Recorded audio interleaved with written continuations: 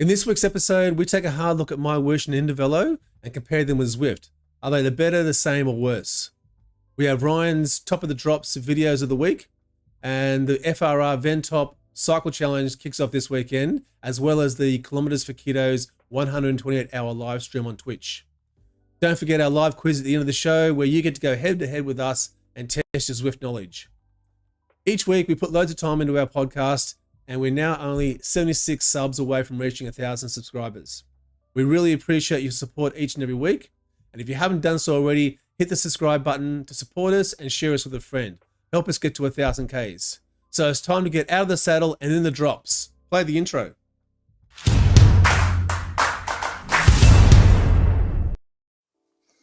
Oh, welcome. Welcome to the show. My name is Nathan. Welcome to the #1 weekly esports cycling centric podcast.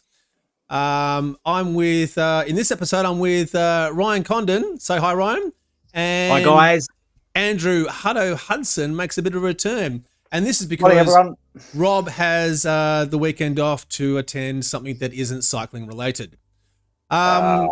We check out the current news and events, as well as share tips, strategies, and tricks for new and expert riders alike.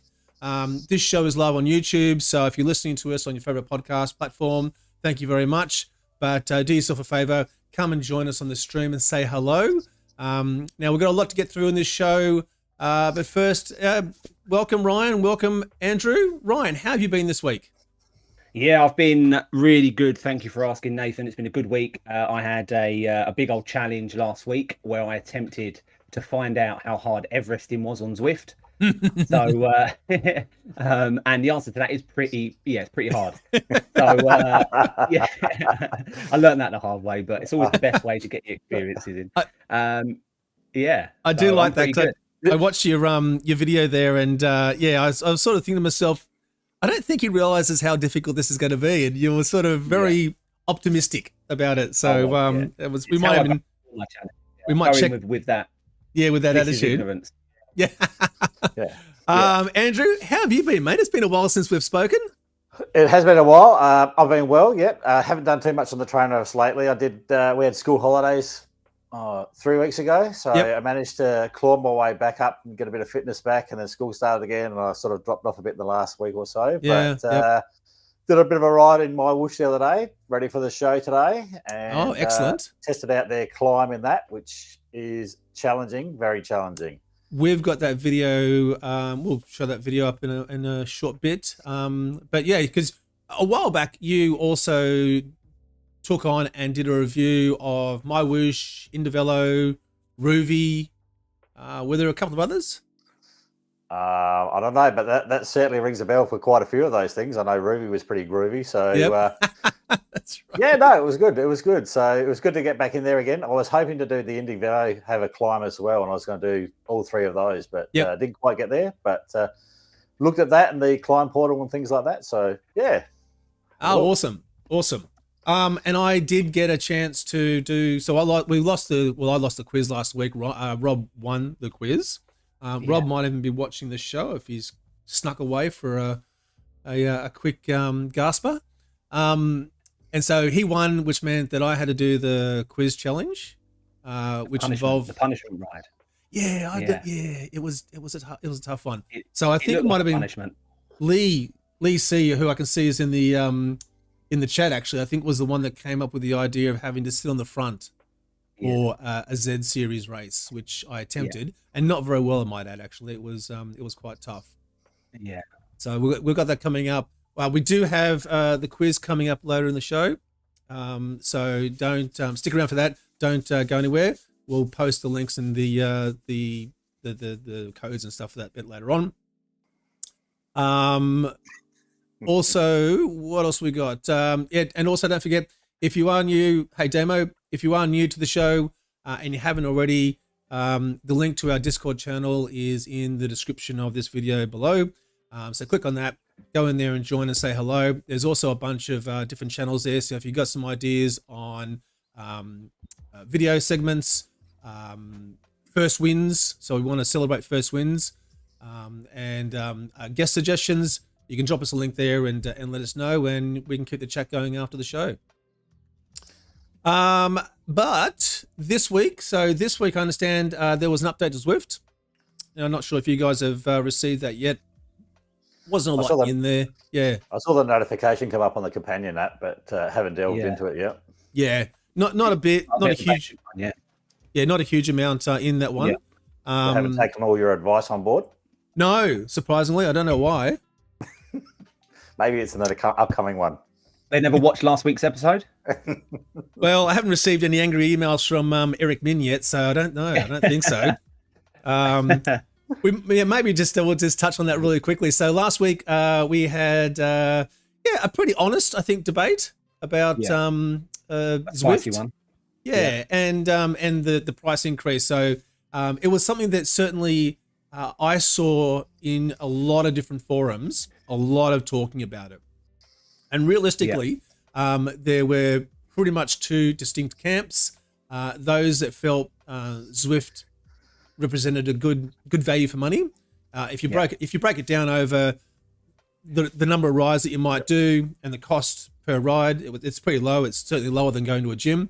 But there are also a bunch of other people that went, nah, I'm not paying extra for something that, especially coming into the European summer, that I'm not going to use very much.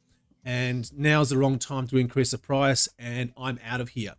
And so with the opportunity to use other platforms that are free, a bunch of people felt that that was a more suitable solution. Yeah. So, we definitely spoke at length about it. I think it was one of our longest shows, and certainly one of the shows that had the most discussion going on in terms of chat. And it did. It was a good episode as well, because it was something which resonated with a lot of people that watch, our videos on our channels. A lot of people that watch this show. It's something which was very, it was out there, wasn't it? It was the part of the zeitgeist within the Zwift community. So it was a good episode for that from that perspective. Correct. Did you get the results? I know you were running a poll there for a little while in terms of what you're using Zwift and things for. Did you end up getting a result of that? Seeing value, is there enough value in the and do they make enough updates to see the value in the price increase? It was pretty even, wasn't it? It was really even. Like, it's maybe slightly skewed towards those that that we're happy to let it go. Yep. So it was interesting in terms of the poll. Of course, it's a pretty, it's a fairly loaded question as well. So it's easy to sort of say, oh yeah, no, I'm not going to really support Zwift, and I'm not really going to put much more effort into what I'm already doing. Zwifter is there. Hello, Rob. How are you going, buddy? He's in the chat. He's in the chat. Lurking in the chat. So but it was interesting though, and then like in Reddit, in the Facebook groups, there was definitely a lot of banter about what does represent value for money. And one thing that we didn't talk about, and I'm kind of kicking myself that we didn't, was the fact that I think that Zwift could have started to look at introducing payment levels.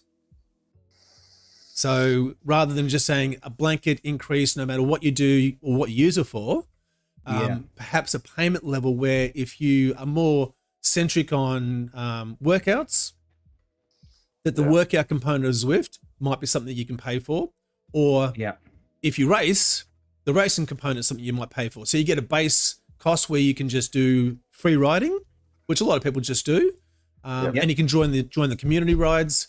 But then anything above that might be something that they can look at, you incur a cost for. So, and I know that there was also a lot of discussion about family plans as well, because I know that lots of people will have, the 2 or 3 people in the household will be on Zwift. And of course that just increases that household cost as well. And if they've got kids, and Hado, I think you might have pointed this out to me as well, that Zwift are removing the free version. That's right. That is correct. For kids. Yep. So I've got one account for one of my kids who has now, it's just about to expire. And so Max, my next one down, was going, I thought I'll roll Max into his name and we'll just use the same account, roll Max over, and then Max can use that because the other one's getting too old and not sort of interested. Yep. But now it came up when we went to do that there's only about a month's worth of time left. And once it hits that time, it's automatically going to roll over into a subscription-based fee on top of that as well. So I'd be paying 2 services for that. And that's where having a family account set up would be really great. I think that's something and nice really, that they could do. It makes a lot of sense. Yeah, really helpful.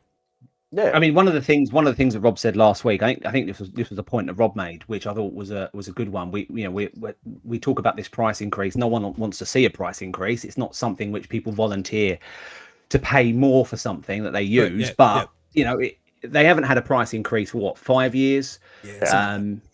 Most companies that offer some kind of subscription service have had increases every 12 months. And also, there's no good time to do it, but the cynical customer in me was saying, well, why do it before the summer? Most people are going to go outside in real life, but it's in real life. This is because I don't go outside. But Rob said a valid point, which is if you do it in the winter, that seems quite cynical to those that are coming back to Zwift after being outside. So it's that was quite a good point. I thought. I thought that was quite interesting. But it's a tough one. It is a tough one. It was a good conversation. Yeah. No, exactly. And of course the real thing about all of this was is Zwift doing enough though to justify this as well? So so there was. I think, sorry, just to jump in there, and I think that one of the things we all agreed when we talked about the things that we like about Zwift and what we get out of Zwift was the community. Yeah, I think we all said that the biggest USP, and we were talking about this in our Discord channel earlier today, weren't we, just before the show, where the biggest selling point of Zwift above all of the other. I don't want to get ahead of the gun. I know we're going to talk about this shortly, but the biggest selling point for Zwift ahead of MyWhoosh, Indievelo, Ruvi is its community, the amount of people that use it, but not just the amount of people, that how they use it, how they interact. Everything that goes with racing and working out on Zwift seems to be very community led, which it feels populated, it feels busy. The biggest thing for me, the competition, it feels very competitive. And energetic as well. There's always enthusiastic people participating. Yeah, absolutely. I'm just looking at the chat there, and Ben has said that Strava's just announced a family plan. So when you do add up, the likes of Strava and if you've got a gym membership and you've got your Zwift membership, it does add up. And so I think anywhere where these companies can bundle their plans in is going to really be helpful. I mean, even if they had to charge for the kids and stuff like that, I mean, even if that was half the price of a standard subscription. Yeah. So they're not doing it for free anymore, but okay, we'll give it for half the price, but it still encourages kids to be involved with it. Yeah, for sure. And especially because it's safe and it's convenient, and allows kids to be more active than they possibly would be if they're sitting on their iPads or just watching TV. So yeah, absolutely. And look, hopefully that's where they're going. Let's find out. And I'd love to see them. I'd love to see them tackle this Peloton market. The entry level fitness enthusiast person that wants to lose weight. It's a great way to work out at home when you balance it off against the cost of a gym membership. That's the market I'd love Zwift to tackle. I'd love to see more more DCAT riders in there. Entry level people that just want to get off their backsides, get off the sofa. Yeah. Do you think it's worth, would you see that Zwift could benefit from sort of not separating companies, but having two distinct sort of departments, as in, okay, we've got our training, for training and organizing all the workout events and the different workout updates and communication, and then having like a separate competitive racing community-led rides rather than sort of one person. I'm not sure whether they need to have. I don't think that they need to have different branding for it. I don't think they'd separate it as a. I think within the same app, but make it much more accessible, much easier to flip between the two. Because they're interlinked. If you want to get better at racing, there's training training plans. You got you can't just smash and grab every single race, to get that win. So it's I think within the same map would work. I just think that at the moment there's a huge market, massive market of people that join gyms, that go to Weight Watchers, that go to park runs because of the accessibility, the ease of it. Zwift could also be part of that. That capturing that demographic that want to do something, but they're not quite sure how. So that's what I personally, you know, after reflecting on last week's show, after talking about it with you guys more after the show, I think that's what I would like to see Zwift really go after. It'd be, you know, it would be good to see the community grow. Yeah. Excellent. All right. Transition. So FRR have their charity day starting in about 10 hours or so. I just want to touch on this really quickly because we had Rich Vale on the show a month or two ago, and we're talking about the FRR, the Flamme Rouge Racing event that was on sort of recently-ish, and today they've got the FRR Charity Day ride in which they're going to attempt to try and get, let's just get this up on the screen, there we go, trying to get as many people riding up Ven Top as possible for charity. So that's it there. It's for the Bodie Hodges Foundation, basically cyclists fighting cancer. So for those that don't know what this is about, I've got a link to the Flamme Rouge Racing website down the bottom of the screen in the description. So go along there, click on it. There's still plenty of time to jump in there and join. We're trying to get as many people riding out Ven Top in a 24-hour period as possible and hopefully get into the Guinness Book of Records at the same time. I'm going to be committing to doing hopefully 3 laps of Ven Top. We'll see how we go. I've been a little bit under the weather lately. 3 laps of Ven Top. Yeah, yeah. It's when not are you great. doing this? The only good thing about Ven Top.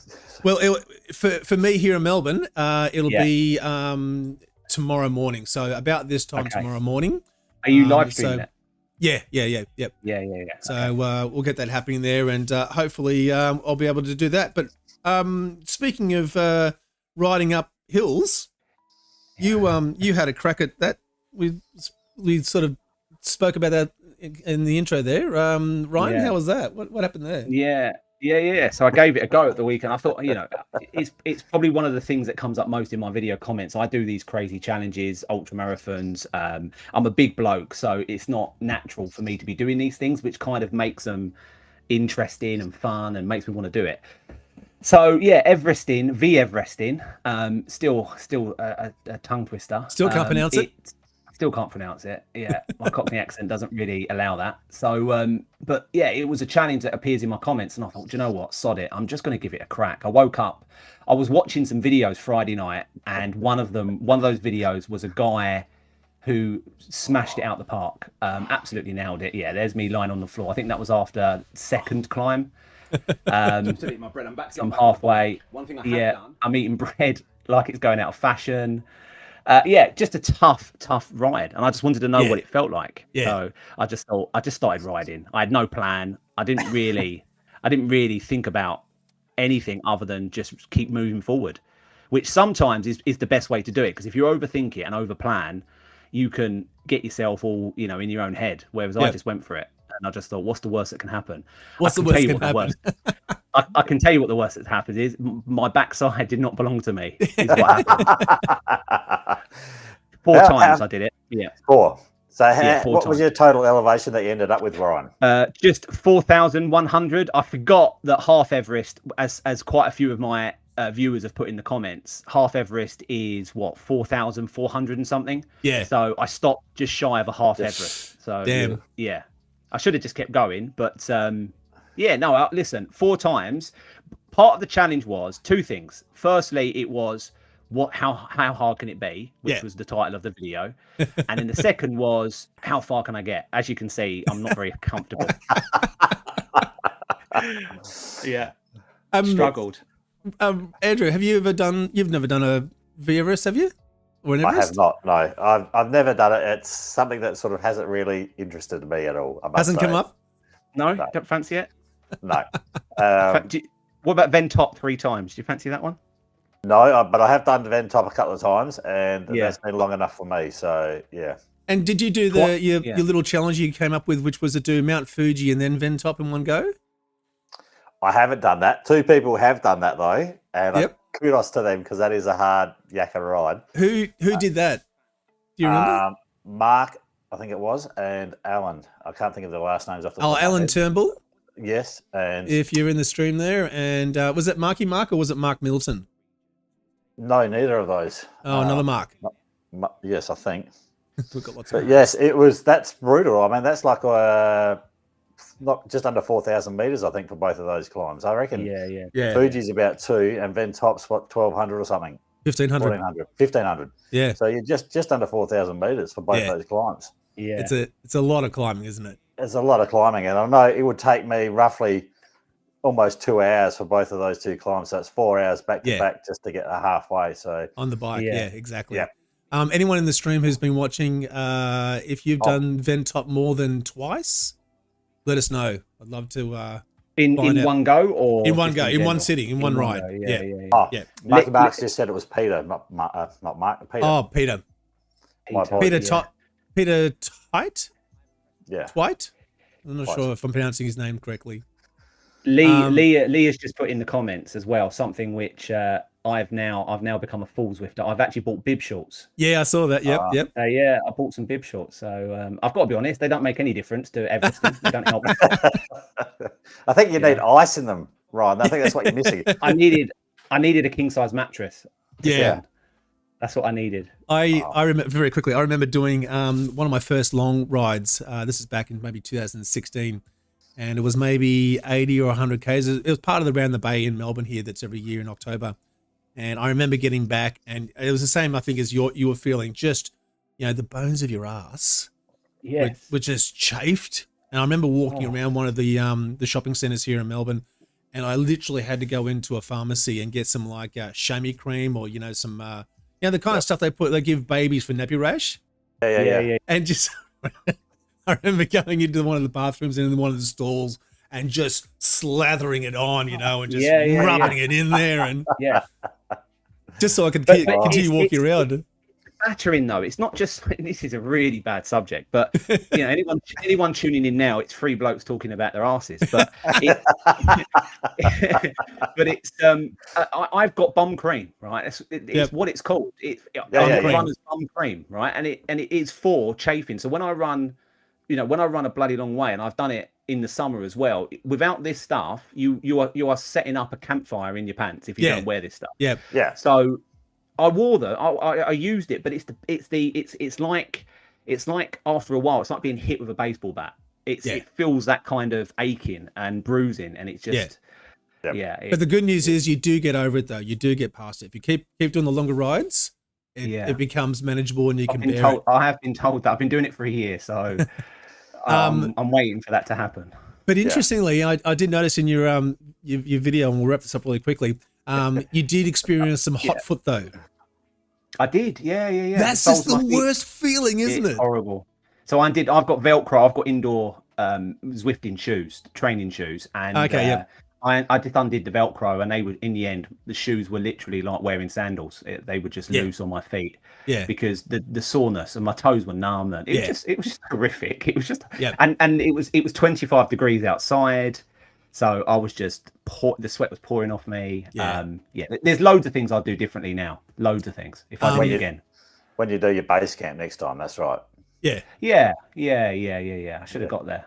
I will attempt it again. I will attempt it. The things that I need to attempt. I don't want to make the show about my Everesting attempt, but there's two things I would change. Right. Firstly, I need to lose more weight, because the amount of time it takes me to get up the Alpe to Zwift at a sensible pace, so that I don't burn out, is too long. So I need to lose weight, and I need to have got my food intake. I didn't eat enough calories, nowhere near enough. Yeah. So when I got to halfway, I could just feel my energy draining like a battery leaving its just giving up. So but it was fun. It was a fun way to spend a Saturday. Yeah.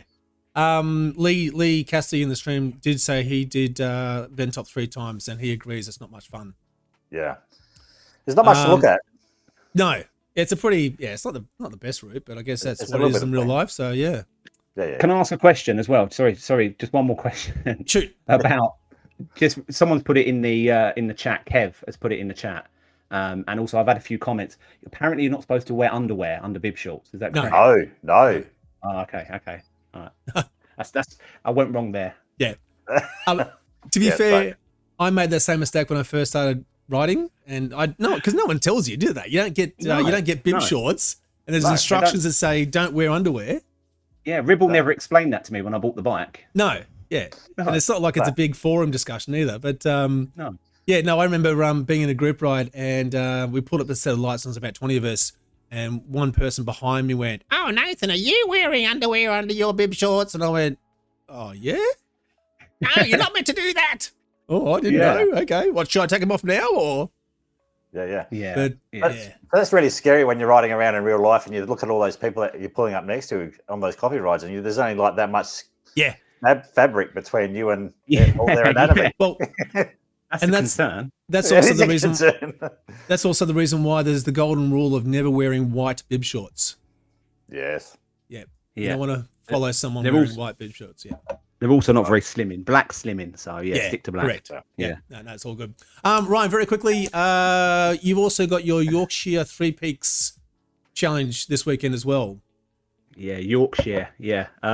Yorkshire Three Peaks Challenge. I'm Sunday. I'm taking my daughter, my youngest daughter, who's 14, to attempt to complete the Yorkshire Three Peaks. So it's just over 1,500 meters, 24 miles, and I'm doing it with a 45-pound Bergen. So I'm carrying the Bergen. She's just carrying herself. Right. You say that now, and then by the end of it, you're carrying both. Yeah. Well, I'm hoping by the end of it, she's carrying the Bergen, and carrying you as well. Yeah. But no, I'm looking forward to it. And so, and this is a hike. This is not biking at all, isn't it? No, this is a hike. Well, I'm going to try and run shuffle it as much as I can to try and get it, because if we walk it at a sensible pace, it's 12 hours. Wow. So I'd like to I'd like to shave some of that off. But it's the challenge is going to be, the peaks are, some of them are really steep. They're like a proper scramble. So I've done this now twice. This is my third time of attempting it, but it's the first time attempting it carrying a Bergen. So 45-pound backpack. And so it's going to be tough. That's leading up to your challenge you've got coming up, which is, remind me again, that's the... Yeah, I've got an SAS selection challenge in the summer called the Fan Dance, which is That's it. Thank you. Which is over Penny Fan in Wales. So I'm kind of doing this because, there's no pressure on this attempt on Sunday. I've got my daughter with me. My wife and my other daughter will be there somewhere shopping, in the nearest town. So if there is... So if there's any drama, if I need, emergency rations or water, there's always I'm not talking about it being through the Amazon, on my own. So it's going to be good. I'm looking forward to it. Yeah, that'd be nice. A good thing to do with your kids too. Yeah, she's not. Yeah, she's not seeing it that way. So she knows what it involves, because she's seen my videos, so she knows it's not an easy one. They're pretty steep, these peaks, and some of them are a real scramble to get, like, hands and knees, sheer drops either side. So it's going to be good. We're going to have fun. It is. I love that. Yeah, we're going to have fun. It's going to be fun. Yeah, we are. Got to be fun my way. Yeah. All right, let's move on, guys. So, Ryan, we've got your video of the week, and I'm hesitating here slightly because I'm not too sure if I actually put the right video up, but we're going to find out in a second. Yeah. We'll play that, and then we'll come back and have a quick chat.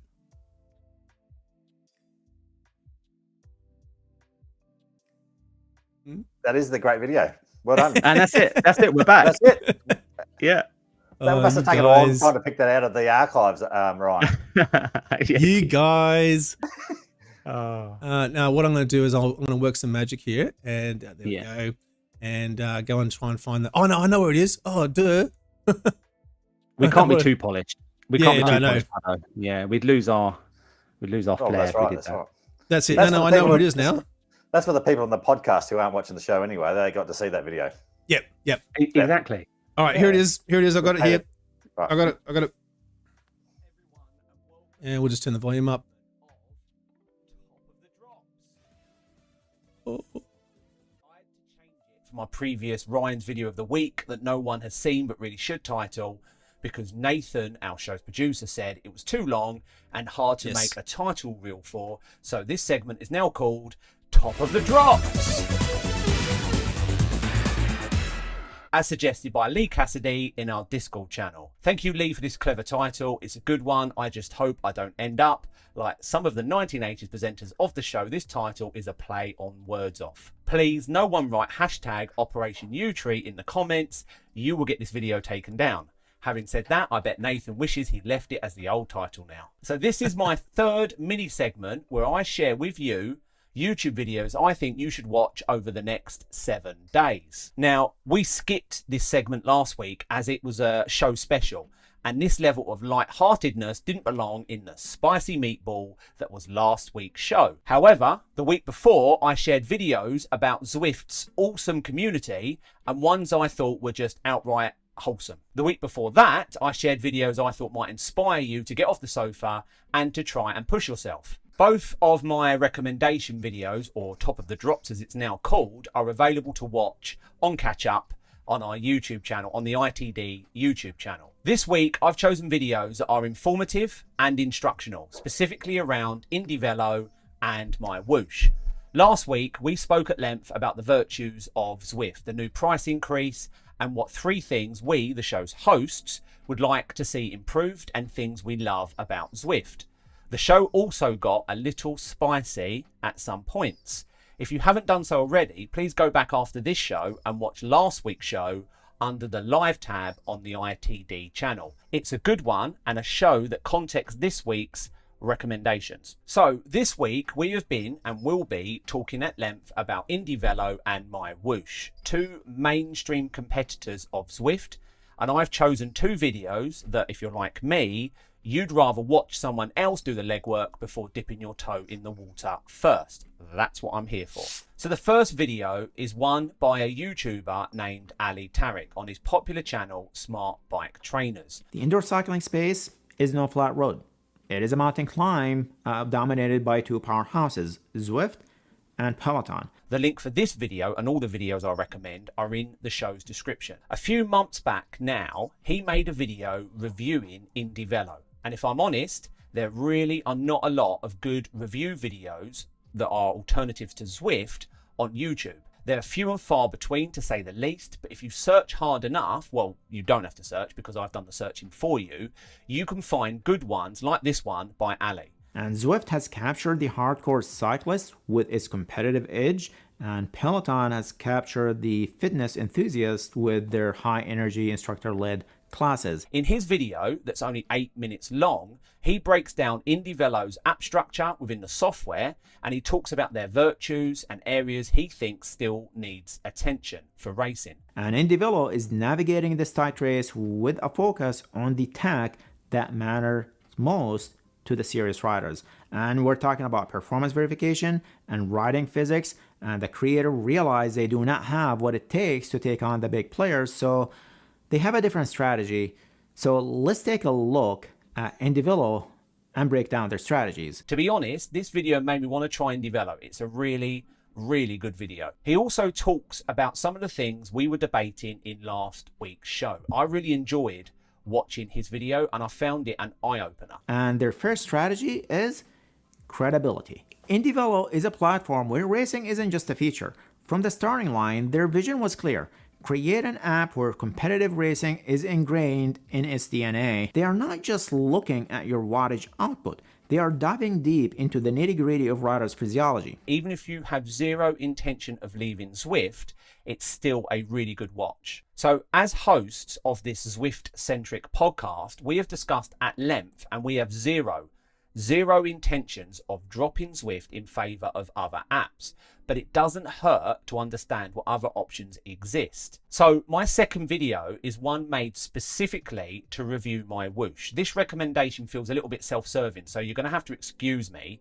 However, like trying to find good, engaging, informative videos for Indievelo, I at least found a couple, but it's like MyWhoosh is a video black hole on YouTube. So I had to ask our show's producer, Nathan, to make one specifically for tonight's show, and he kindly obliged. Okay, so tonight we are going to check out MyWhoosh. So video number 2 is Nathan Krake's really good video where he tries MyWhoosh for the first time. He tries a race and he includes the app structure, race experience, and how he feels about it all at the end. It's a full-on first impressions video by a hardcore Zwifter that I think is missing on YouTube, and one I really enjoyed watching. Oh, there we go. Huh. There we go. So, 2 real riders.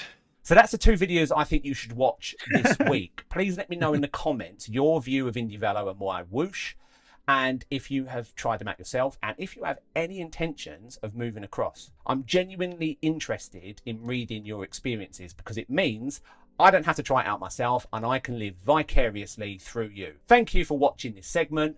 Back to future me, Nathan and Zwifty in the virtual studio.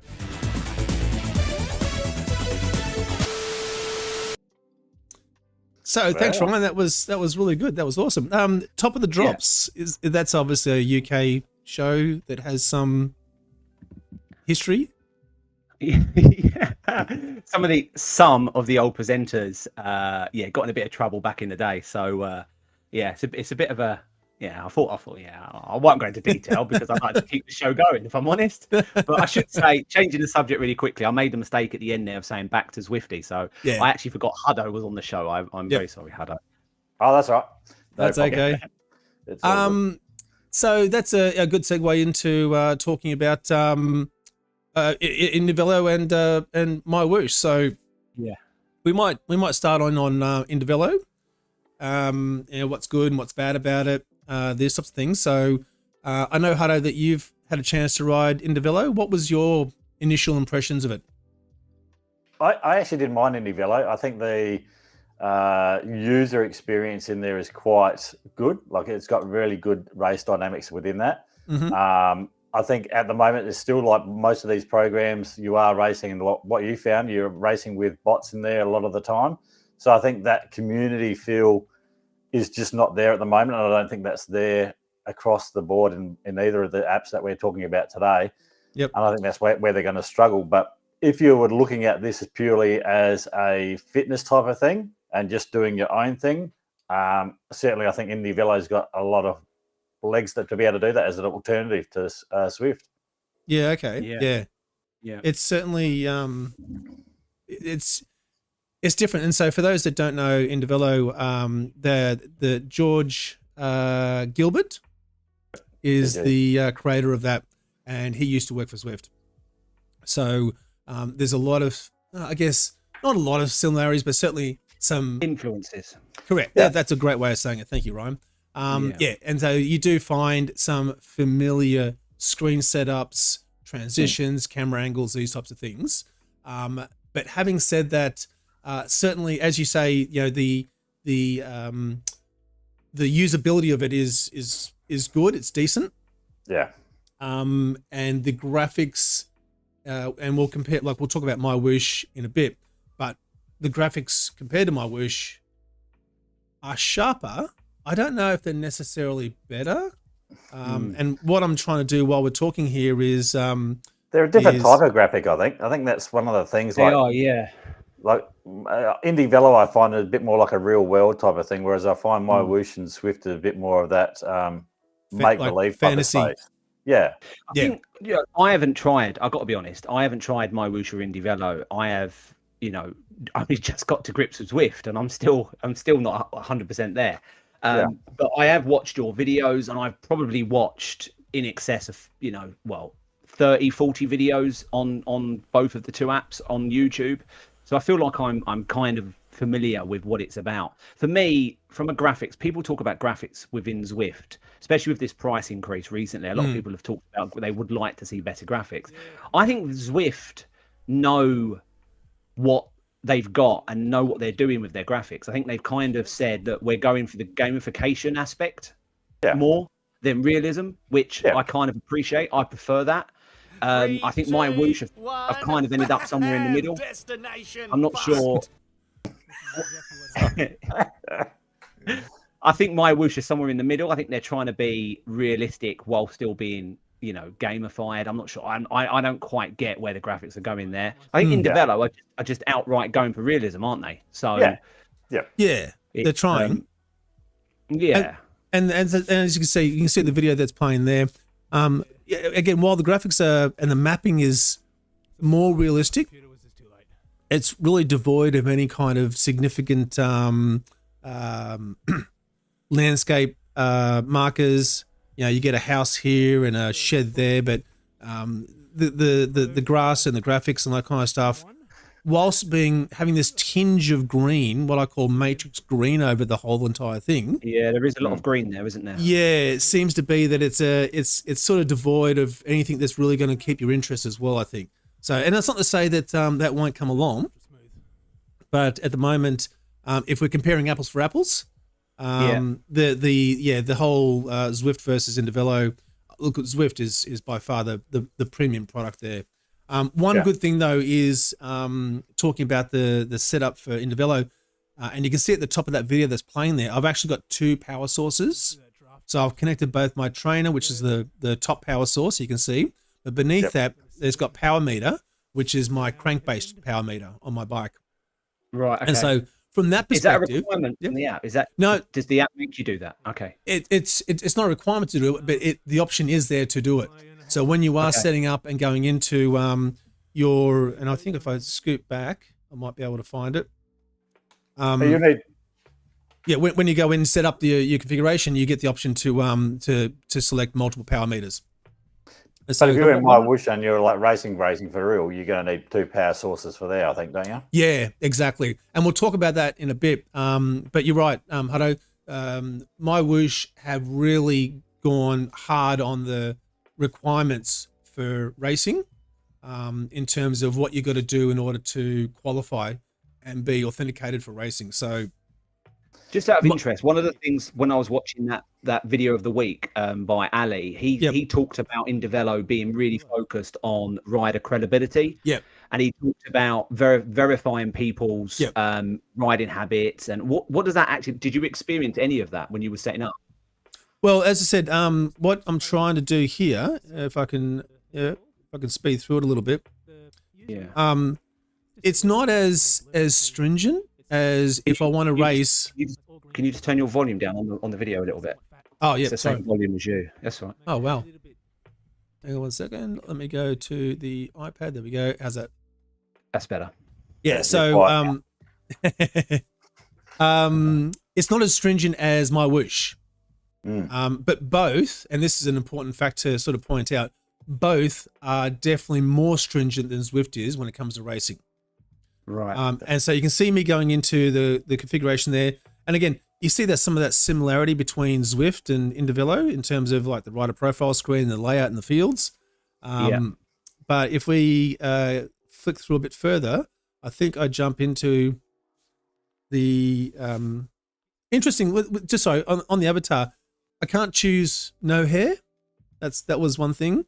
So it's got, there's some limitations in terms of what I can and can't do when it comes to changing your avatar, but that will come along, I guess. Couldn't turn my gloves off. I don't use gloves, but I think it's just here where I go into the connected devices.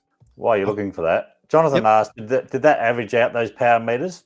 Like, did it just always keep them as 2 separate sources of power? 2 separate sources of power. Right. But to be honest, I didn't really go back into it and do any kind of hard analysis between the two. Yeah. Yeah. There's a training aspect of Indievelo. Again, there's some looks like Zwift influences there. Yeah. There's a lot of green, isn't there? There is a lot of green. And there's big fonts too. Like you don't realize how much different the user interface and the font sizes and the bold, that type of stuff has an effect on how you perceive an app. Because here we go. So it's just here that you can see that I've got my kicker core connected to the top there, and then I'm scanning for and down the very bottom I've got my you can see the 60 watt there, my power meter. So these are features you can go ahead and just do and turn on, whereas Zwift don't have this. No, but I'm assuming that they're in there as an option. You don't have to have them if you're free racing, as in you're in there having a fun race. But if you're competitive, if you're in a race that's got some on Indievelo, outcome, does it force you to put a second power meter on there? No, it Well, I haven't done a proper race on Indievelo yet, only because the races that I've tried to look into and go into have no one else joining them. And that's and that's a big thing I think we could probably talk about as well, which is in doing this and looking at these platforms, and Hutto, I think you might have experienced the same thing. There's just no one in them. No. I did the same as what you did in MyWhoosh the other day, where I tried to chat to people thinking I was actually, there was other people there, and you're getting no response. You're getting zero feedback because there isn't anybody else there. They're all bots. Yeah. You know, and like it was interesting to have George come out and send an email out about how there's been this big flood of people joining in Indievelo. And sure, there are real people in here, but for a lot of it, it's bots or it's they're empty. And that's the frustrating thing.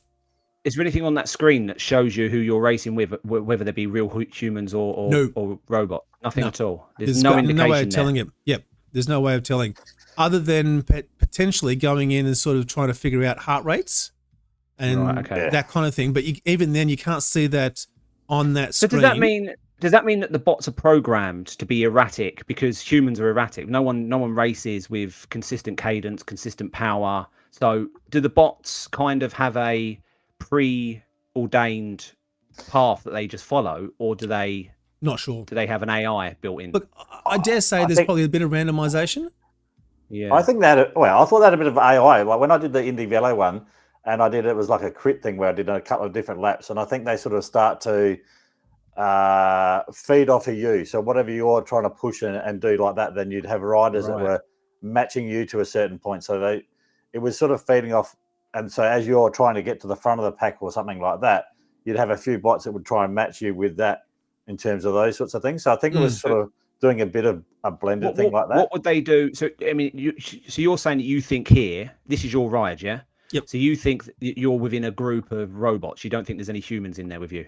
Look, I would probably suggest that there's probably a handful of humans in there, but I think most of it was bots. Okay. But again, you've got no real way of actually telling that. So what do you think would happen if you suddenly did a sprint out of the front? Would you think that people would react, the robots would react, or it would just stay as it is?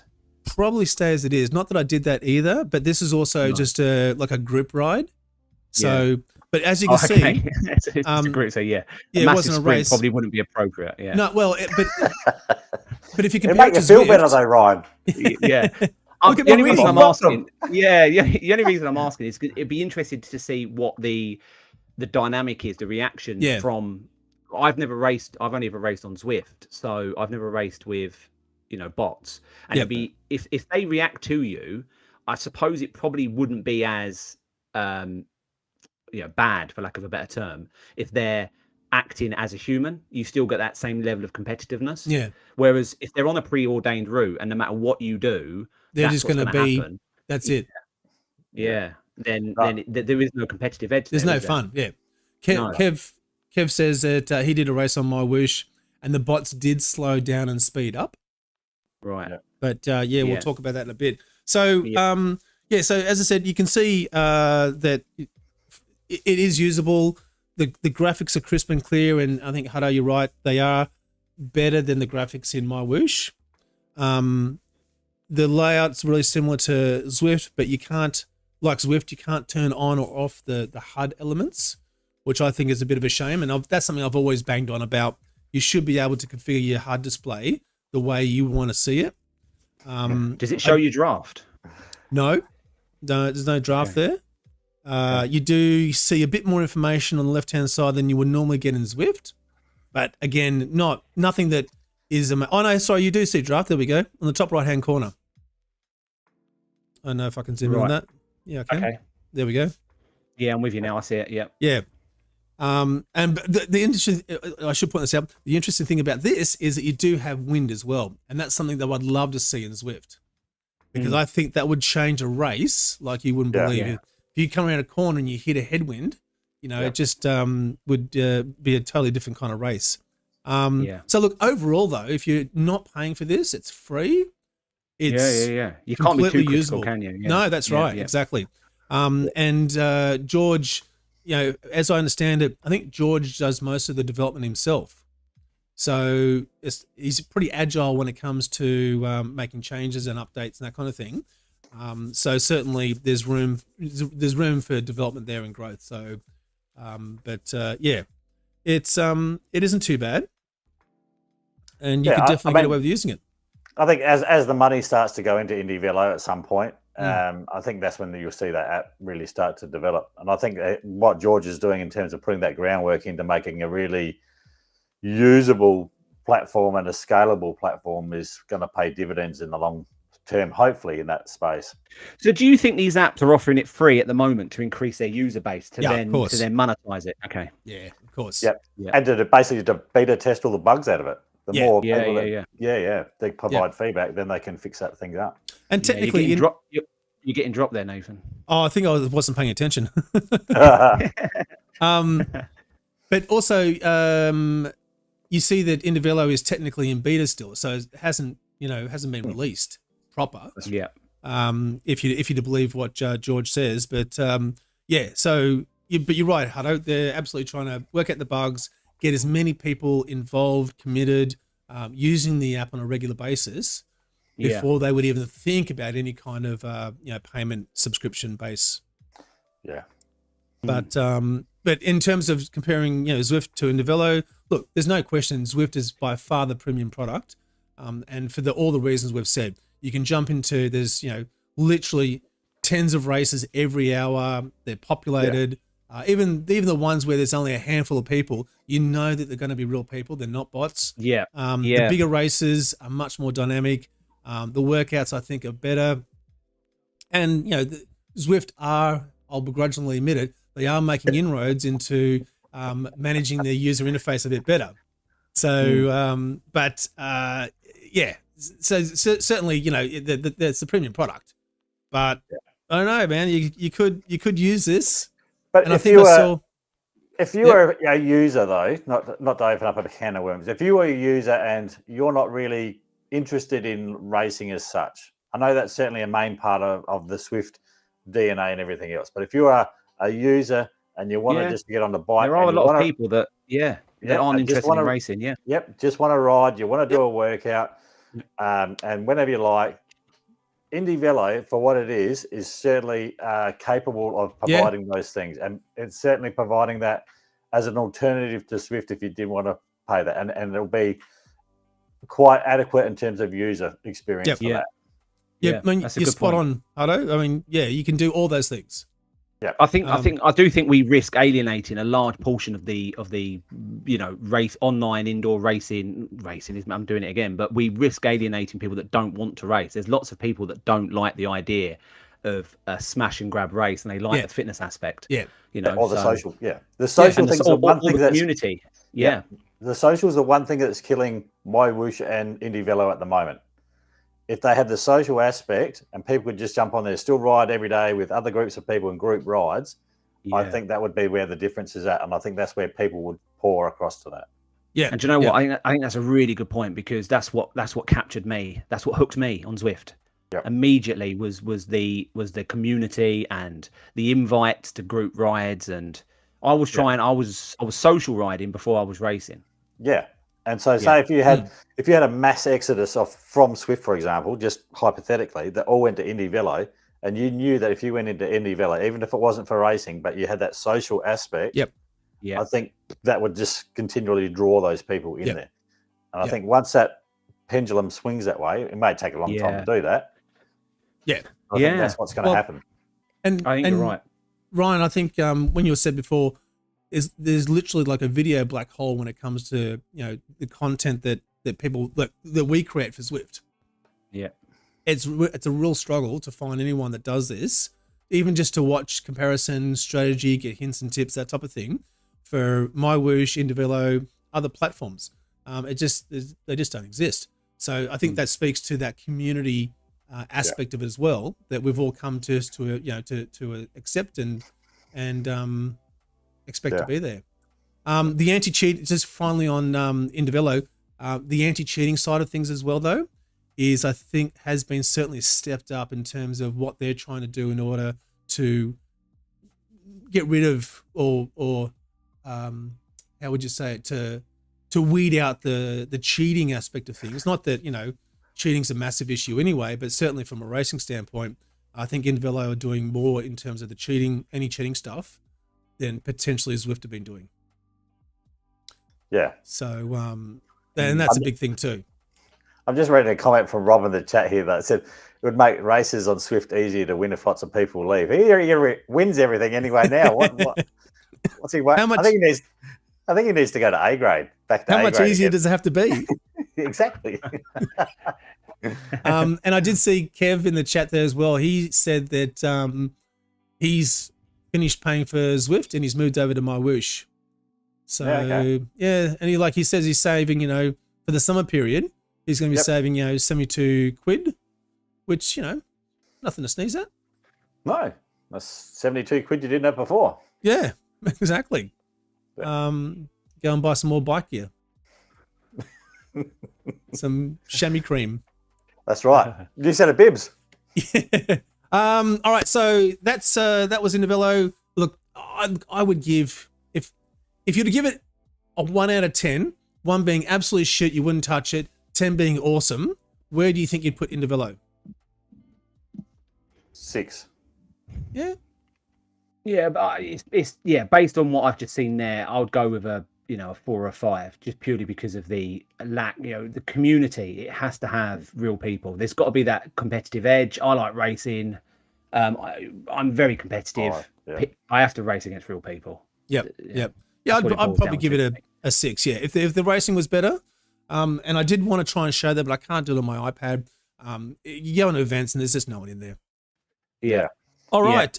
It needs less green as well. Less green, right? Yeah. More other colors. Yeah. Now, in MyWhoosh. How do you put together a quick vid on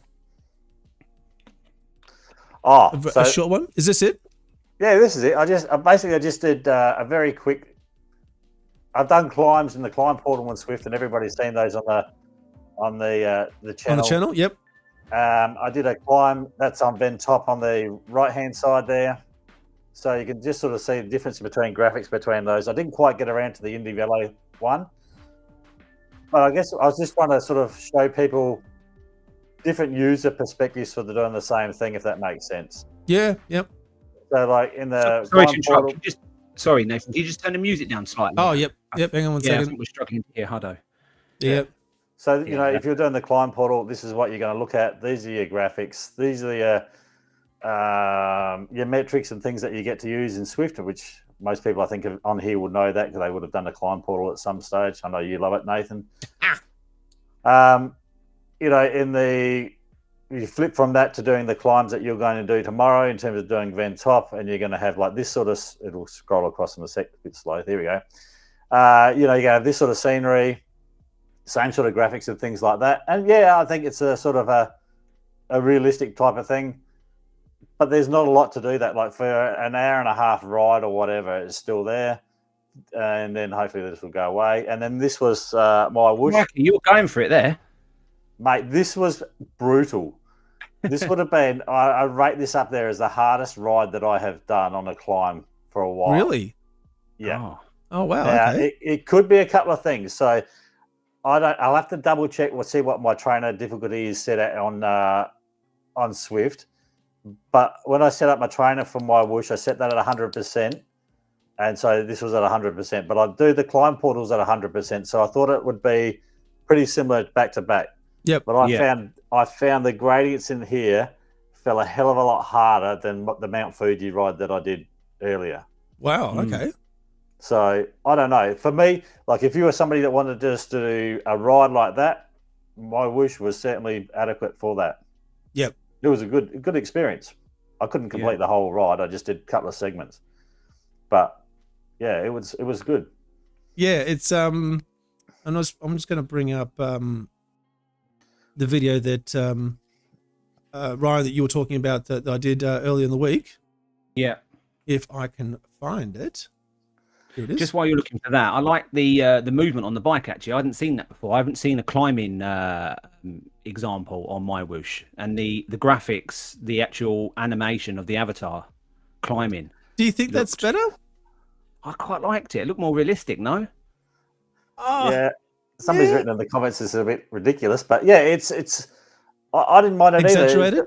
either. Maybe it's a little bit too I mean, much. I'm not a a good cyclist. So, did it not look more realistic? No, probably not. Okay. It, Oh, no, look, I- everyone, it was I've got funny people you saying say- too much wiggle. Too much wiggle. Okay. Yeah, it, yeah. it seemed to be very, side to side, more so than I think you would probably do that in real life. Yeah. Yeah, there was one other thing. Like as we're going downhill in that same video, like you talk about the rider, and Roy also noticed it. He was watching my video at this time. He noticed it as well. As we went downhill, my rider avatar it actually slimmed up when it went into the drops. Oh, okay. As in, just got. So the shoulders actually went smaller as it went into like an full arrow tuck, and then it got bigger when it went back to the tops again. Why do you think that is? I don't know whether it was just a computer glitch as it was trying to sort of, or whether it was like, yeah. Oh, It wow. was Okay. bizarre. I'll have to find that out and dig it out for you at some point. But yeah, Yes. And they- Yep. Go ahead. yeah. I mean, the other thing was that their climb portal in MyWhoosh is like 57 k's. That route is in terms of length, and I forget, but it's segmented. So you do a flat lead in like that, then you'll do a climb for say 2 or 3 k's, then it flattens off for another piece, then it climbs again and flattens off, climbs again. So you're going like stairs. You're going up, down, up, down, up, down, up, down. Yeah. Yeah. So the big thing I found, so with MyWhoosh talking about that, and you can kind of see it from the video, is the surging backwards and forwards. So aside from the graphics and aside from the fact that, again, not a lot of people are actually racing on this, I found that the drafting in Zwift is much more accommodating. I don't know if it's exactly like real life should be, but I found that in MyWhoosh, I don't know if it was trying to replicate more real life feeling or sensation, but if I wasn't paying attention, I would surge very quickly to the front with a little bit of power, and then I would drop off really quickly if I let that power go, so I could slide towards the back of the pack. And you can see on that video there that the group that I'm sort of was with has left me at the front there, and I've dropped off. Now it's not that I'm not putting power in, but the whole group, the drafting. Now I'm just forwarding it to another group that I picked up, and again, just that trying to stay within the group easily was something that I found very difficult. It was insanely difficult, and so I really was looking forward to trying to do a race to see whether that same feeling or sensation was there in a race. I just couldn't find a race to do that had enough people in there, or had anyone in there for that matter. But certainly, again, there was that distinct difference between Zwift and MyWhoosh in terms of that drafting effect. And now you can tell the drafting. I didn't know this either, but see my power numbers there are green on the top of the screen. Yeah. Oh yeah. That infers that I'm in draft, but there's no. It doesn't tell me how much. Am I being efficient with the draft or not efficient? Measure. Yeah. I've got to say, just looking at this, I am struggling with the graphics. But one of the things is there any steering? There's no steering. Is it automated where it places you? No, there's steering in it. There is. Is it your keyboard plus and minus? No, I could use the things on the side of my kicker bike. So, okay. Yeah. So you can set up steering. So I did in the climb that I did, I was able to steer in that. Not as smoothly as Zwift, I don't think. Like it didn't feel as natural. It sort of really, but it was there. Well, I'll show you this. So this is a good example. So I'm in the group. I want to slide back a little bit. So I stop pedaling for a moment. You'll see my numbers go from 300 probably down to 0. It's just there. Yep. And I got instantly dropped. Instantly dropped. And I was shaking my head going, oh, fuck. And I really had to put a bit of effort to try and get back on. I don't think I even did. So anyway, that was that talking about that drafting effect. And again, I wonder now whether Zwift make the drafting easier to keep people riding. To have a happy user experience. Yeah, exactly. Do you think that's a thing? Oh, you'd want to have your customers happy, wouldn't you? So are they unnecessarily, or are they making the whole experience of riding indoors unnatural? Was one of the questions I had going through my head. I mean, I've got to be honest, riding indoors is unnatural, isn't it? I mean, there's so many factors to being out on the road. Yep. Oh, yeah. You know, that you just don't worry about indoor. I mean, one of the biggest things, if you want to talk about a natural riding experience, if you turn corners at 1,000 watts with your head down, you're going to go straight off the road, but you don't in Zwift. Zwift steers you. So, you know, there's loads of things that you could pick Zwift apart for an unnatural riding experience, but it's one of the things that I love about it. That's what I enjoy, the fact that I'm able to participate in these crit races and not worry about flying off into the face of a juggernaut coming in the opposite direction. Yeah, you're correct. Yeah, no, it's definitely that. As Ginger Warriors just pointed out, it's a game, and I guess it's a step up from like you know, when you're racing on your PS5 or your Xbox and you're using a controller. Yeah, the controller is you in a way. So it's just a different type of game in that sense. It's just a great way to work out and lose loads of weight and get fit and be competitive. And you know, he's just made the point about the power ups, like Mario Kart. I love the power ups. I think they're great. You know, bring the power ups on. And that's so. The question that I'm then asking, based on what you're just saying, then are we comparing Zwift like to real life? Like, I'm not talking about the graphics and like, I get all that, but and the cornering, you know, but is that what people are doing in their minds? So the drafting, the power numbers, those really detailed aspects of the experience. Do you think Zwift are trying to make that as real life as they possibly can?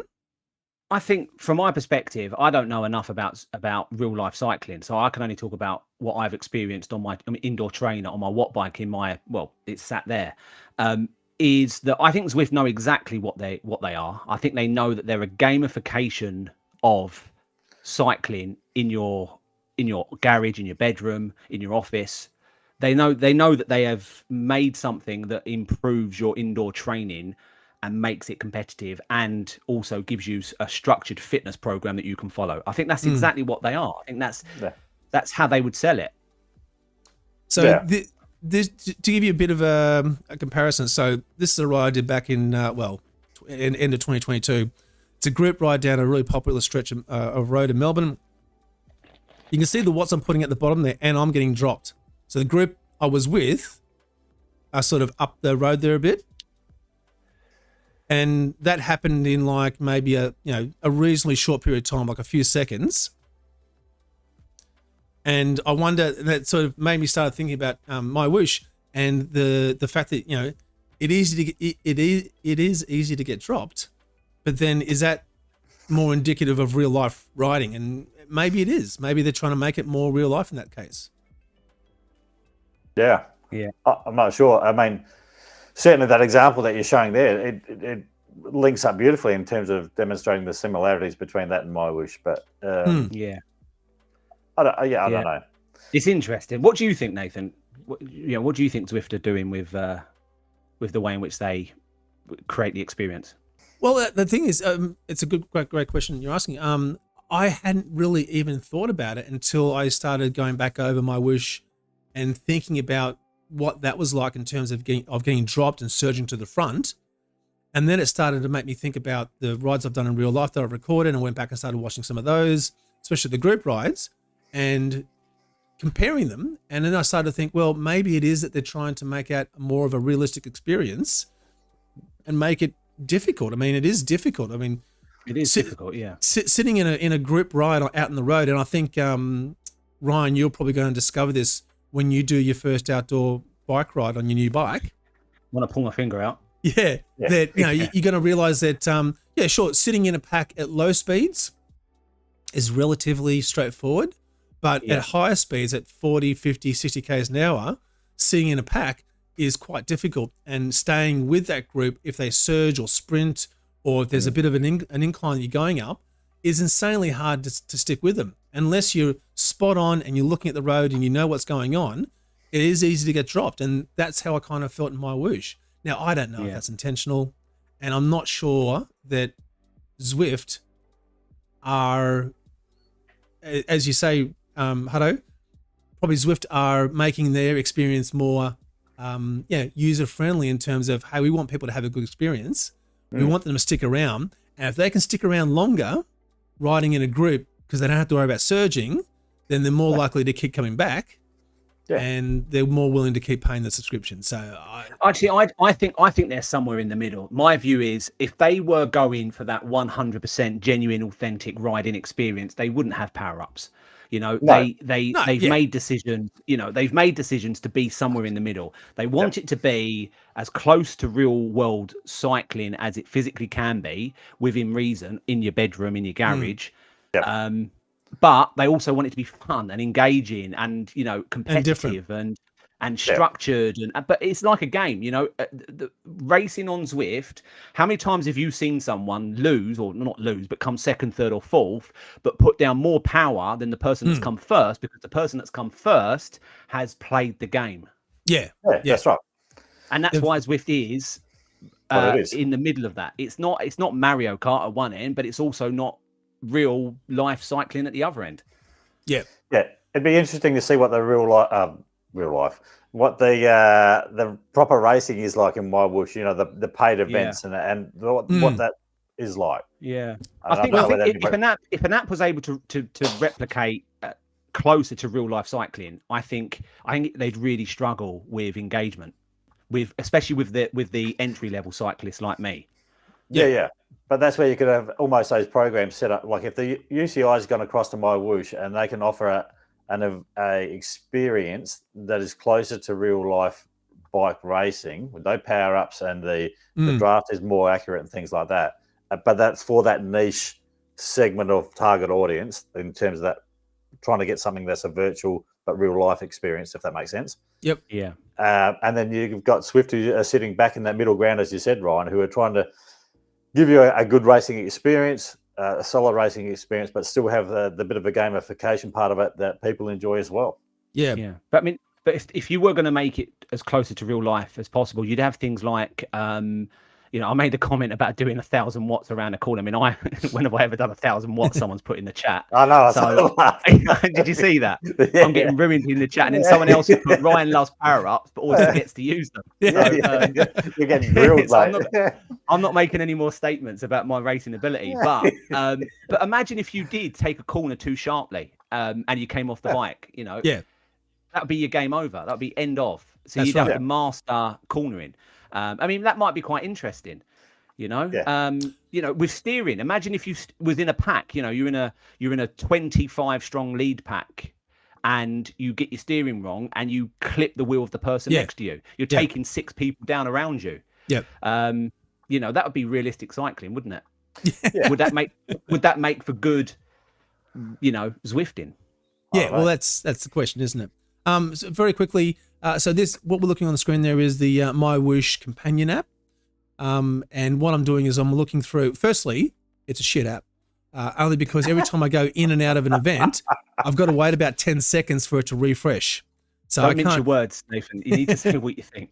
But I'm going into MyWhoosh Crit Race, which is at 8 a.m., which is at about 45 minutes here in Melbourne. And in the top left-hand corner next to the date would be the number of competitors who are participating in this event. And there's nothing. There's no one there. And I kept doing this for all this week. I've been going in and looking for races where people are joining in, and they're just empty. Just nothing. And so you can see that little circle going around in the middle of the screen there. I've got to wait for that. And now I can scroll and go down and have a look at another race. Road race.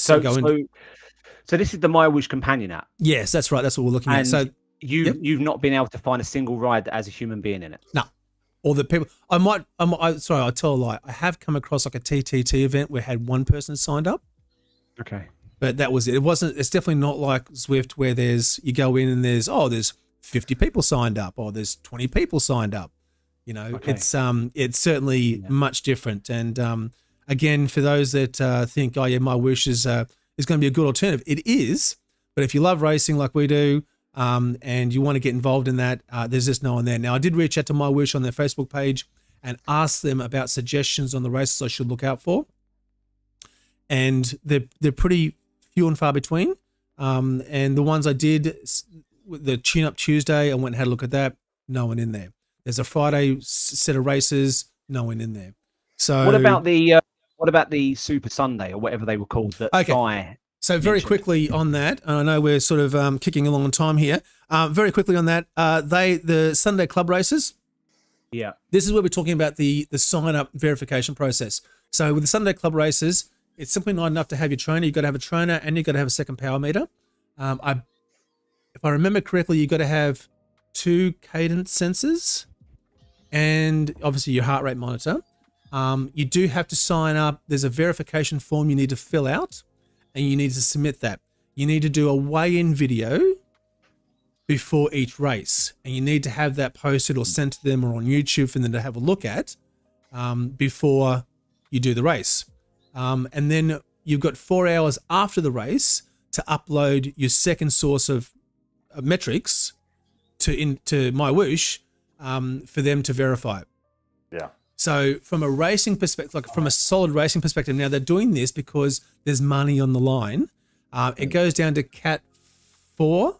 So Cat 1 through Cat 4, 5th position in Cat 4, so the lowest position that you can win some money in, equates to, I think when I worked out AED, in Australian dollars, it was about $177. So if I was to go into Cat 4, get 5th position, I would win $177 Australian. Now, that isn't bad. I mean, Zwift don't do that. But at the same time, is everyone going to do that? No. Are people going to maybe sandbag to a degree? Quite possibly. Yeah. You know, and the riders that apparently, as I understand it, and the comments that I see about the Sunday club races is that even in Cat 4, which you would maybe equate to C, maybe high-end D, I would have thought, are really more like middle-of-the-road B riders. Yeah. You know? So we're talking, you know, guys that are serious about their racing. They take it seriously. Yeah. Whether they're in the spot-on category they should be in, I don't know. But I'm sure that gets worked out in due course. I know after my first race that I did, I'm technically Cat 1, which is not correct at all. But I don't know how many races you've got to do in order for that information to be balanced properly. Yeah. So, yeah. But yeah, there we go. So, that's the Sunday club races. You can join them, but you've got to go through the verification process first. It has to be approved. You've got to be accepted. And then I think there's qualifiers you've got to do, and then you can join the Sunday club races. So certainly lots to do, and it's not as easy as it is in Zwift, that's for sure. Yeah. So maybe it has to be. There. Sorry. Well, that might weed out some of those people that aren't really correct geared up for that, and that's fine. That's their thing. Yeah, and that's the same as if I go and do a crit race here in Melbourne, I've got to do a similar process. Obviously, I'm not going to have a trainer with me, but I've got to go through a similar process. I can't just rock up on the day and join the start line. Yeah. You know, so yeah, it's the same thing. But that's the process that MyWhoosh are taking. Now, I said I would love to have done a race to try and gauge how well the drafting effect plays, and whether UCI, the upcoming UCI events that have been scheduled with MyWhoosh, are going to be, how should I say, taken seriously, as opposed to, you know, people looking at this and just the whole thing being laughed out of the place. I don't know, but you would think that they'd have to take that pretty seriously. Well, MyWhoosh said that they're trying to fix the drafting issue. It was a priority for them. But have they fixed it? Will they fix it? How can they fix it? I don't know. We'll have to wait and find out, I guess. Yeah, it's going to be interesting over the next year or so. What Zwift do with this price increase, how they invest the money, what changes they're going to make. And I think they really do need to look at the competitors coming up behind, because as much as they have their shortcomings, the biggest one is their customer base. And with the money they've got back in them, they're going to find a solution for that. They are. Yeah. It's going to be time. So again, from 1 to 10, Hutto, 1 being absolute rubbish and 10 being awesome, what would you give MyWhoosh, do you think? Oh. I don't know, maybe a 5. I don't know. I think for me, it's slightly behind Indievelo. Oh, okay, interesting. Yeah. Ryan, what are your thoughts? Do you have an opinion there? Yeah, it's a tough one because I haven't got a lot of experience with the apps. I'm very much basing this on your video, with the videos I've watched on YouTube, which are very few and far between. Yep. I'm 100% going with this whole. There needs to be a community there. There needs to be real people using it. So I'm going with a 4. Yep. It depends on, I guess, what your end goal is. Like for me, if I was just going in there to like ride my hills or do whatever I'll do, either one of those platforms for me would tick that box. All 3 of them will tick that box. Yeah, absolutely. Yeah. No worries at all. If I was going in there from a racing headset and a racing perspective, then certainly a standout is then Zwift. And then the other 2, there's nobody there yet. So, it's a really good way of looking at it. Yeah. So it depends on what you're going into, I guess, how you're approaching each program and what the headset is. If you're what, for me, and I think that's where you're going to rate your program. If you're going in there for a racing experience, Zwift wins hands down. Yeah. What would you give Zwift out of 10? Me? Yeah. 8. 8? Yeah. I think there's things in there that they can improve. I mean, and some of those are small things, like getting rid of the graphics like you can in MyWhoosh would be an easy fix and clean up the screen. I think that that wouldn't be a hard thing to do, but the small things like that, I think that changing that user experience in Zwift would make a big thing for the people, but wouldn't take a hell of a lot of coding to be able to do that. And I think there's some small things like that they should be able to do. And I can't see why a global company that has the resources that they have can't do that. Yeah. No, I completely agree. Yeah. Ryan, what would you give? Very quickly, wrap this up. What would you give Zwift out of 10 based on your experiences so far? Based on my experiences so far, it's been nothing but positive. I would give it a 9, and it would lose 1 point. 9 out of 10 easily, just based on my experiences. I know there's loads of things people would like to see changed. I know it can be frustrating from a how easy it is to kind of change your weight and stuff like weight doping, and I get that. But the biggest thing, it loses 1 point from its ability to be able to communicate with people that leave you messages post race. There is no way of just being able to reply to someone and then get the notification to say you've replied, just to say thank you for a nice comment. That would be, if they did that, it would be a 10 out of 10. Oh, wow. Okay. It's a simple one, but yeah. Now, a little while back, about 3 or 4 weeks ago, Rob interviewed General Elost. He is running a charity event that's coming up on Twitch. I think it might have actually already started, and it's for Kilometers for Kiddos. So I got a quick video of Rob talking about this. Rob's going to be participating in this as well. So let's just play that really quickly, and we'll have a chat about that before when we finish. Oh, I'll go to the video up. And capture in some way that allows you to cause chaos, or, well, not you, the chat in your community, cause chaos in fundraising for St. Jude. What I'm going to try and do is go up the Alp and allow people to U-turn me and get me to go down again if they pledge a certain amount of money. So St. Jude, the big thing that they claim is, well, I say that they claim, that makes it sound like it's not true. The big claim that they have is it is a children's research hospital, which you will pretty much never see research and hospital in the same. It's very rare. Usually you get a children's hospital or you get a research location. So St. Jude Children's Research Hospital, their big thing is all of the research happens on the same campus that they're treating their patients. That is like one of the big pieces for them. But the other big thing is no family will ever receive a bill for anything that happens there. Whether it be travel to get there, whether it be food, whether it be lodging. That was the other thing that amazed me about it. Just not even US, just like anywhere. Just because the unfortunate statistic is, while cancer in the children's cancer in the US has gone from a 20% survival rate to 80%, the cancer survival rate for children in the world is still at 20%. The famous quote from Danny Thomas, who is the one who's responsible for really the start of this, is "No child should die in the dawn of life." Give us the dates again. So the marathon dates will be from May 16th 16, 17, 18, 19. I believe it's 16th through 19th. And then we will go from the 24th through the 26th, which is Friday through Sunday. All right, so I'm just, I think I'm getting the link to that now and pasting that in the chat. There we go there. A link to this will also be, if I've got the right one, yep, will also be in the description below. But it's a great cause. If you haven't checked it out, the website, I've just linked it up there as well. Kilometers for Kiddos. As General Elos said in the video there, patients don't receive any bills.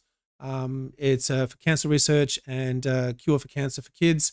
And it's worldwide. So they accept patients from all over the world and short and long-term stays. So they do a fantastic job at St. Jude's Hospital. So get along, check out the live stream, throw a few bucks their way. It will definitely help.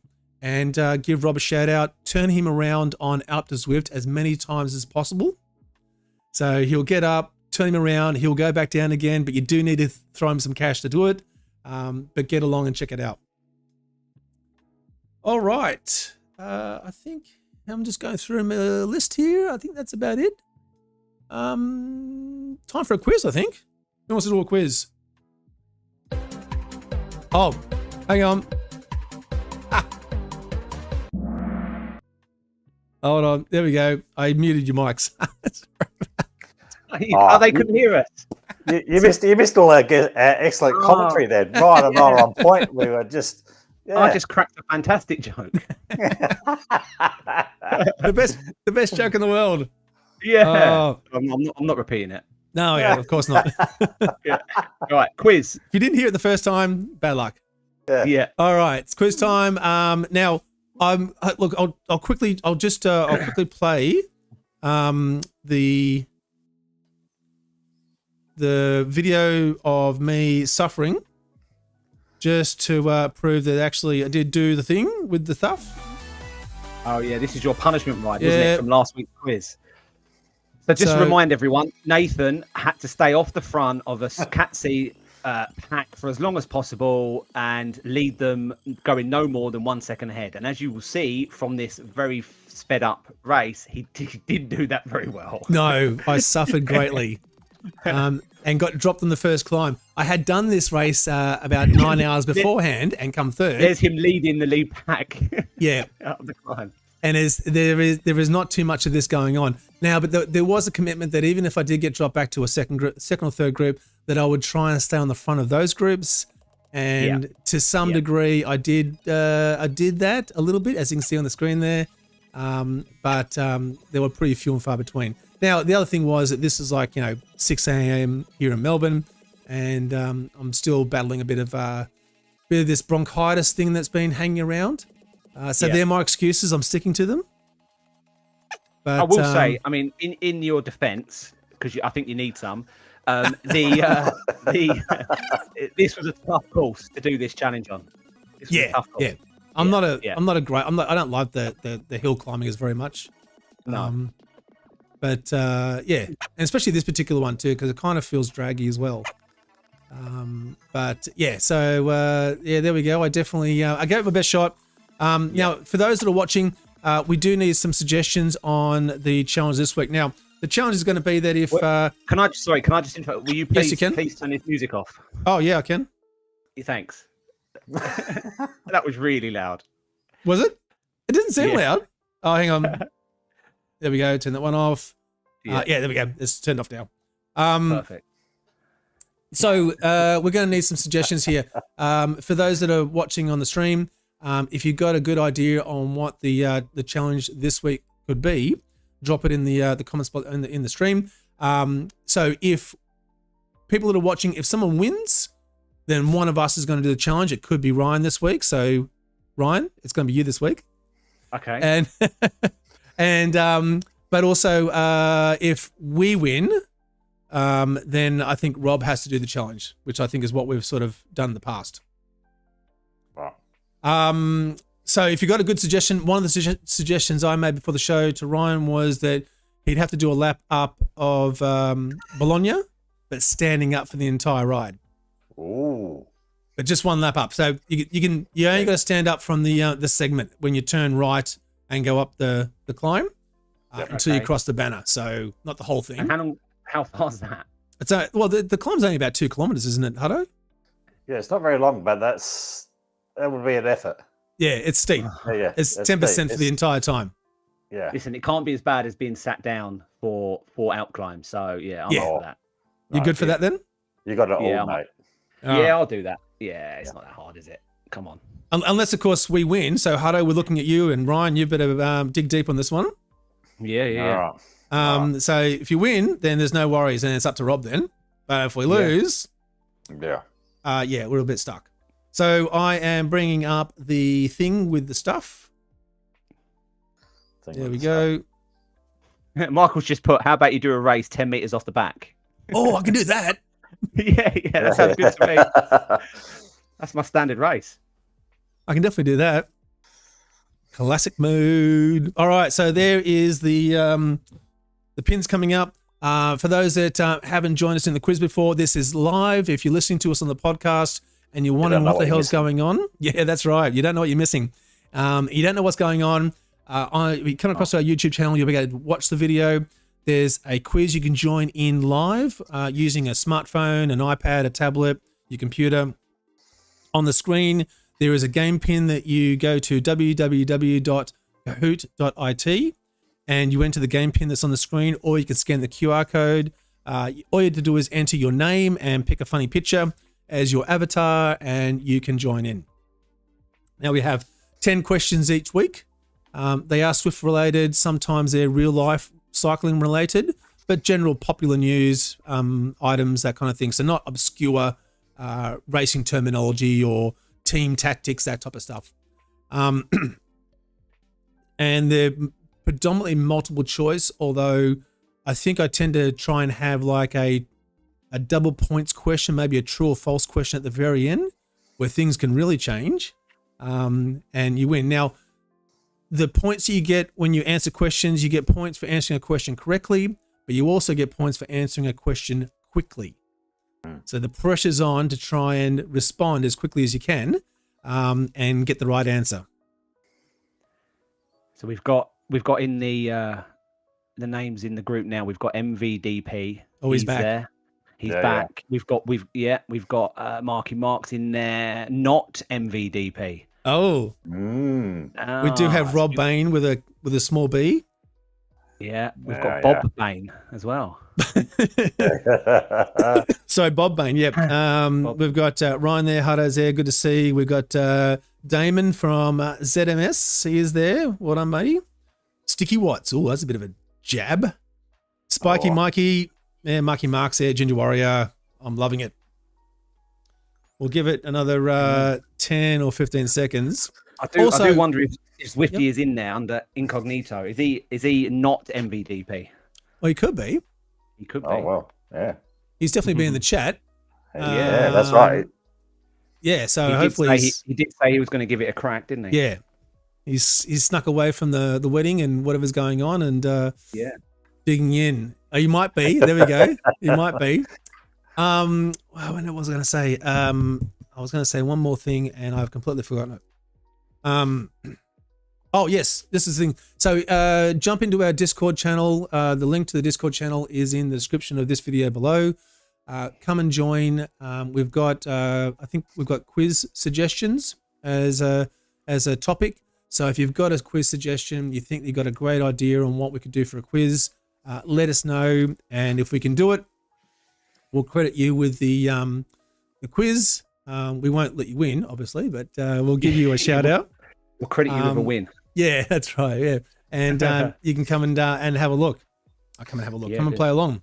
All right, I think we've got enough. Where are we? Yeah, we're certainly getting along in time. All right, so let's get this started, shall we? All right.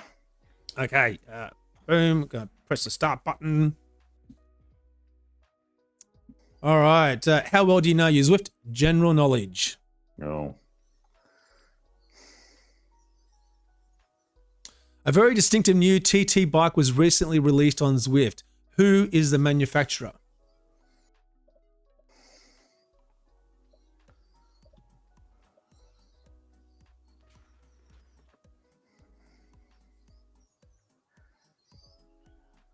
Oh, I'm hearing a lot of silence.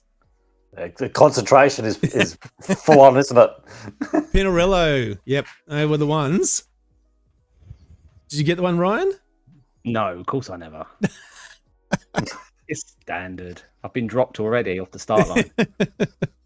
All right, Rob G. I wonder Rob G. G. Rob. Oh no, that's Rob. Yeah, I saw him in the chat earlier on, but I can't think of his last name. But that's okay. That's All good. right. He's in Starts first. with a G. So yes, that's the G. Next question. AI, imagine what this Watopia route might look like based on its name. What is this route called?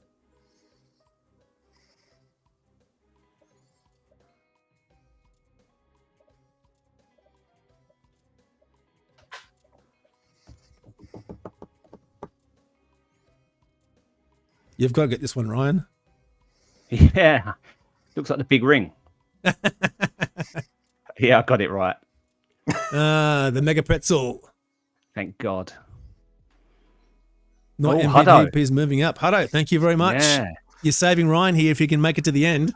Yeah, please. All right, next question. I'm certainly not saving myself. Which bike manufacturer's logo is this? Ooh.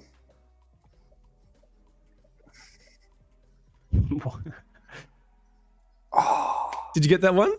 No. No. You didn't get it? No. Isn't that your bike that you Yep. got? Yep. Don't ask what I selected either.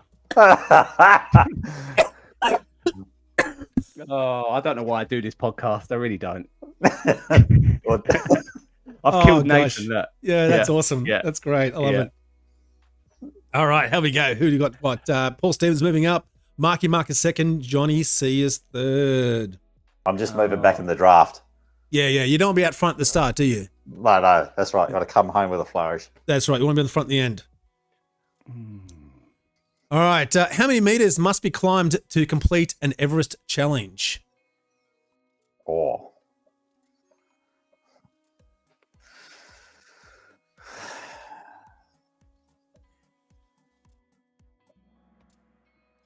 Oh, man. 8,848, not 8,849. Yep. 8,848. Paul Stevens moving up. 48. Good to see. Oh, MVDP is moving back into second position, and Johnny C is third. Yeah. Where's Rob?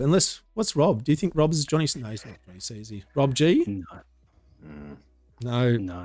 No, he's not there. Next question. Within Zwift, how many meters must be climbed to unlock the green Tron? Oh, 2 on the spin.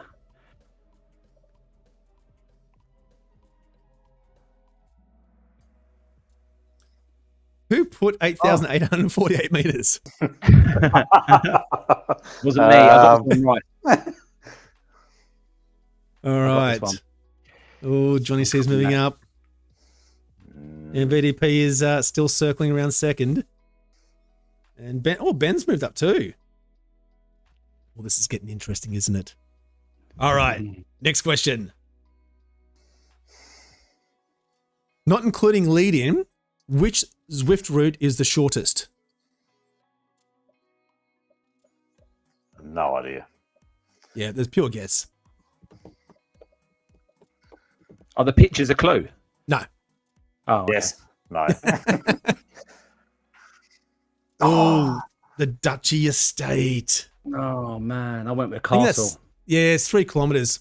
They all range from about 3 to 4 kilometers. So Yeah, it's I've kind of noticed like your answers don't leave a lot to. No. They're very close to each other, aren't they? correct. I've You gotta learned that. know. I've learned that. Yeah. Yeah. No obvious answers here. You got to know Well, your I'm getting- stuff. I'm getting Yeah. punished. You're not doing well, are you doing, Hutto? No, mate. I'm 11th place. All right. Next question. Which France route is this?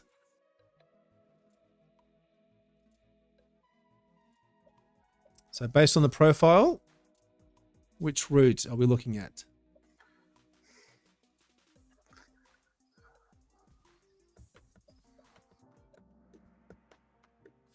Cassie Pats.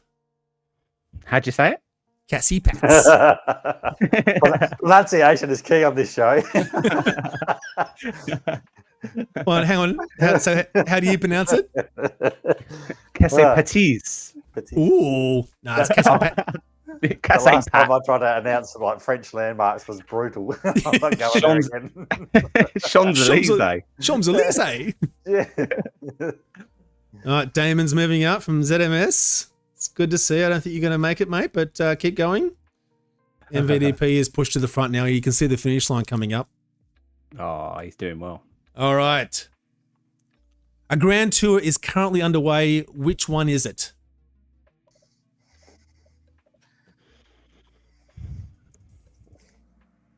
Of course, Giro d'Italia. d'Italia. Yep. That's our only real world question in this one, I think. Oh, Johnny C is still definitely within striking distance. Oh, not MVDV just turned up. Yeah, no, he's moving up too. Oh, well, and don't forget the last question is double points, so that's where it all gets really interesting. Next question, number 9. AI imagined what this Watopia route might look like based on its name. What is the name of this route?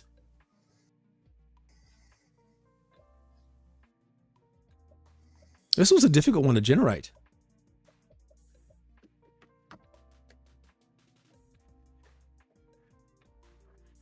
Oh, I got it wrong. Oh, I didn't read them all properly. Yeah, I thought Mighty Metropolitan might be a bit of a red herring. One. Yeah. I need to learn this. I need to realise this is what you're like. You're a little bit devious with these answers. Yeah, absolutely. Yeah, you can't just go on face value. No. Yep, MVDP and Johnny C is still they're battling it out for first. Now I've got the last question, which is double points. So let's see who can get this the fastest. This will be the fastest kind of a question. So let's see how we go. Question number 10, double points. Not including event-only routes, how many Zwift Watopia cycling routes exist? Oh my God. Oh, it's in the 50s. You are correct. We're between 52 and 55, I think, from memory. Yeah. I'm not holding out much luck here. I just picked something quick. I just picked something quickly. 54. Yeah, there you go. I got it right. All right. To who's taken first spot though? Good question. Rob G's third. Well done. Congratulations. Well done. Yeah. Paul Stevens moved up to second. Oh. Ben Brown. Oh, nice.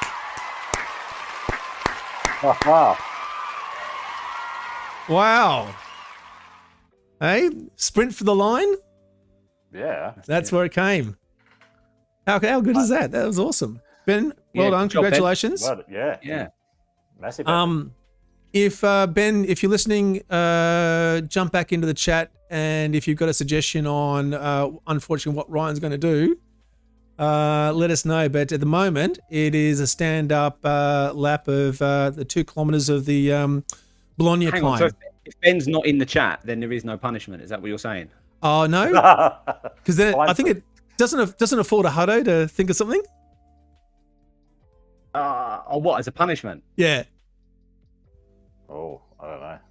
Oh no. Oh no, Ben's there. Ben's there. Ah, you're lucky. There you go. All right. So while we're winding up, Ben can suggest a couple of options. If he's got one in mind, he can try and get Ryan to do. We want to steer clear of doing 100 kilometers, that kind of stuff. Ideally, if it's something that's reasonably I'd quick. cycle 100k.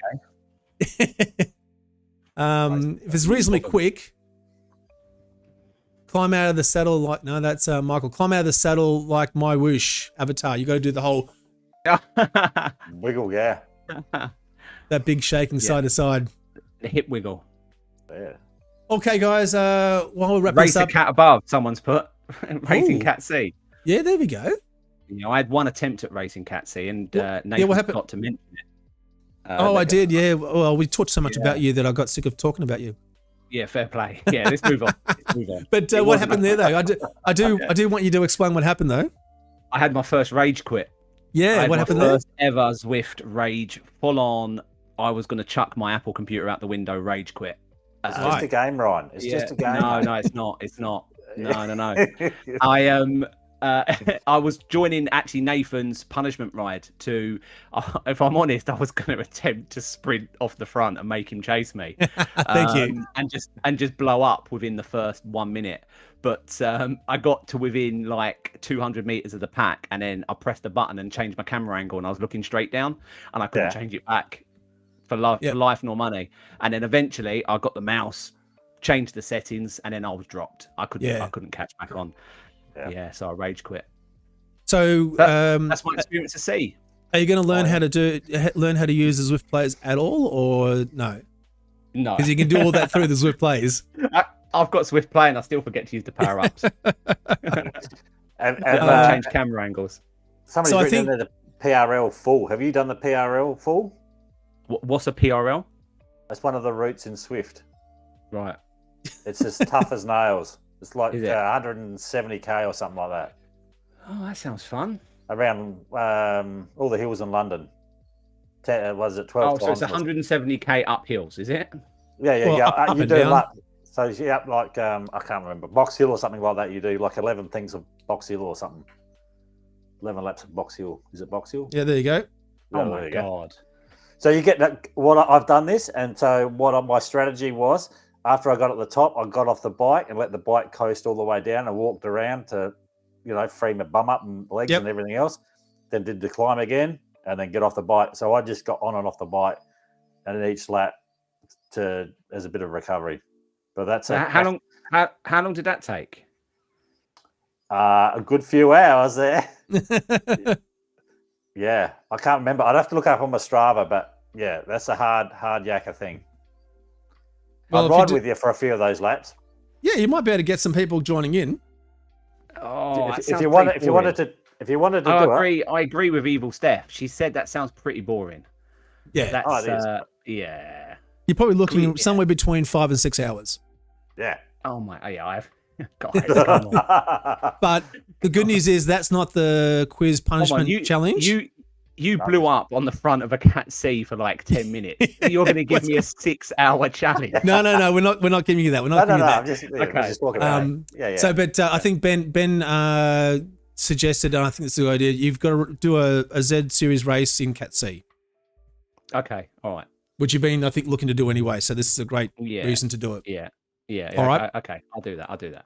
Well, I think we've reached the end of the show, guys. Hutto, thank you very much for joining in. Absolute pleasure. Pleasure to be here with you guys. You two make it fantastic. So, thank you. Oh, thank you very much. And Rob's back next week when he returns from the event that he's attending. Ryan, bring us home, buddy.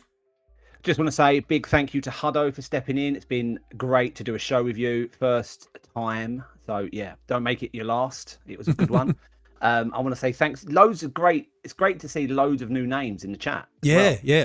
Loads. It's been, we've had some good viewers. Don't forget, we are how many? 914 subscribers. Yes. So we are very, very close to getting to that 1,000. We would love to pass that threshold, and then you can help us do that. Yeah, we'll stop talking about it after that.